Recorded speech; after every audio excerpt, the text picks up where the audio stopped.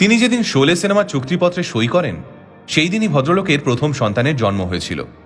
কিন্তু হাসপাতালের বিল মিটিয়ে বউ বাচ্চাকে বাড়িতে নিয়ে আসার মতো 400 টাকাও নাকি পকেটে ছিল না পর্দার গব্বর সিং এর কাছে। ভারতীয় সিনেমার সর্বশ্রেষ্ঠ ভিলেনের অর্থনৈতিক অবস্থা এমন ছিল? মনে মনে এটাই ভাবছেন তো? আগে হ্যাঁ, এক পরিচালকের থেকে টাকা ধার নিয়ে সেদিন বউ ছেলেকে নিয়ে ঘরে ফিরেছিলেন অভিনেতা আমজাদ খান। চলুন আজকের ভিডিওতে আমরা জেনে নিই এই তুখোড় অভিনেতার জীবনের এমনই কিছু অজানা কাহিনী। 1940 সালের 12ই নভেম্বর ব্রিটিশ ভারতের পেশোয়ারে জন্ম হয় আমজাদ খানের। পিতা জয়ন্ত খান অভিনয় করতেন সিনেমায়, ছেলেও বাবার পথেই হাঁটল। মাত্র 11 বছর বয়সেই আমজাদ খান শিশু শিল্পী হিসেবে হাজির হলেন পর্দায়। সিনেমার নাম নাজনীন। এরপরে তিনি ভর্তি হলেন থিয়েটারে, সঙ্গে চলছিল পড়াশুনো। রমেশ সিপ্পির শোলে সিনেমাতে প্রথমবার আমজাদ খানের অভিনয় সকলের নজর কাড়ে, কিন্তু অনেকেই হয়তো জানেন না গব্বর চরিত্রটির জন্য প্রথমে অভিনেতা ড্যানি ডেনজংপাকে বাছা হয়েছিল, কিন্তু শেষ মুহূর্তে ফিরোজ খানের ধর্মাত্মা সিনেমার কারণে গব্বরের চরিত্রটিকে বাতিল করেছিলেন ড্যানি। আজও এই ভুল সিদ্ধান্তের জন্য বিভিন্ন ইন্টারভিউতে ড্যানিকে হাহুতাশ করতে দেখা যায়। অল্প বয়সী আমজাদ তখন আইপিটিএতে চুটিয়ে থিয়েটার করছেন। ইন্ডাস্ট্রিতে তখনও তিনি অপরিচিত মুখ, ব্যাংক ব্যালেন্স তলানিতে। তার উপরে কম বয়সেই বিয়ে করে ফেলেছিলেন আমজাদ। ফলে আমজাদ খানের প্রথম সন্তান যখন জন্মগ্রহণ করে সে সময় স্ত্রী এবং ছেলেকে হাসপাতাল থেকে ছাড়িয়ে আনার মতো পয়সাটুকুও ছিল না অভিনেতার কাছে।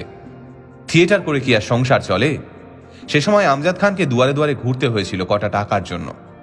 প্রত্যাখ্যাতও হতে হয়েছিল বহুবার। শোনা যায় একজন পরিচালকের থেকে 400 টাকা ধার করে তবেই নাকি আমজাদ খান হাসপাতাল থেকে ছেলে বউকে ছাড়িয়ে নিয়ে আসেন। ছেলে বউ না হয় ঘরে ফিরল, কিন্তু এরপরে সংসার চলবে কি করে?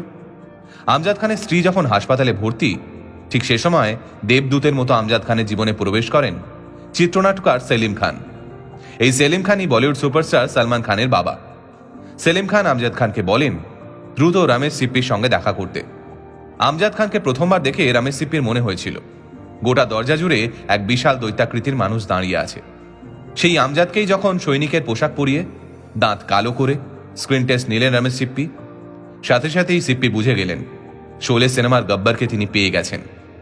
ব্যাস, এরপর চলল একটানা শুটিং, মুক্তি পেল শোলে, আর তার সাথেই হিন্দি সিনেমার জগতে এক নতুন ইতিহাস রচনা হলো। আমজাদের মতো পাতলা কণ্ঠস্বরের একজন মানুষ শুধুমাত্র নিজের অ্যাটিটিউড দিয়েই গব্বরের মতো একটা ভিলেনের চরিত্রকে ভারত বিখ্যাত বানিয়ে দিলেন। রাতারাতি স্টার হয়ে গেলেন অভিনেতা আমজাদ খান। তার বলা সোজা ওয়ারনা গব্বর আ জায়গা থেকে শুরু করে কিতনে আদমি থের মতন ডায়লগ ঘুরে বেড়ালো মানুষের মুখে মুখে। এরপর অন্যান্য অনেক ছবিতে কাজ করলেও আমজাদ খান যেন চিরকাল গব্বর চরিত্রের ছায়া হয়েই রয়ে গেছিলেন। যদিও 20 বছরের ক্যারিয়ারে মোট 130টি সিনেমায় কাজ করেছিলেন এই কিংবদন্তি অভিনেতা। 3 ছেলেমেয়ের বাবা ছিলেন তিনি। শোনা যায় ছেলে মেয়েদের শরীর খারাপ হলে আমজাদের চোখে জল চলে আসতো। আদতে এতটাই নরম মন ছিল দাপুটে এই ভিলেনের। 1986 সালে একটি সড়ক দুর্ঘটনায় মারাত্মকভাবে আহত হন আমজাদ খান। বিভিন্ন রকমের ওষুধ খেতে খেতে একসময় বিপজ্জনকভাবে ওজন বেড়ে যায় তার। এই বাড়তি ওজনই মৃত্যু ডেকে এনেছিল তার। ফলে 1992 সালের 27শে জুলাই মাত্র 51 বছর বয়সে ইহলোক ত্যাগ করেন অভিনেতা আমজাদ খান। আপনি যেখানেই থাকুন ভালো থাকুন স্যার। আপনার আত্মার চির শান্তি কামনা করি আমরা।